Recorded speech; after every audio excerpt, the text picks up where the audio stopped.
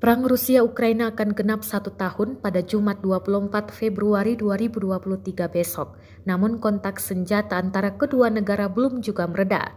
Terbaru beredar rekaman di Telegram pada Kamis 23 Februari 2023 yang memperlihatkan pasukan Ukraina meluncurkan rudal anti-tank atau ATGM. Rudal tersebut meluncur dan menghancurkan satu tank Rusia dari jarak jauh. Tank tersebut tampak terbakar dan dipenuhi kepulan asap.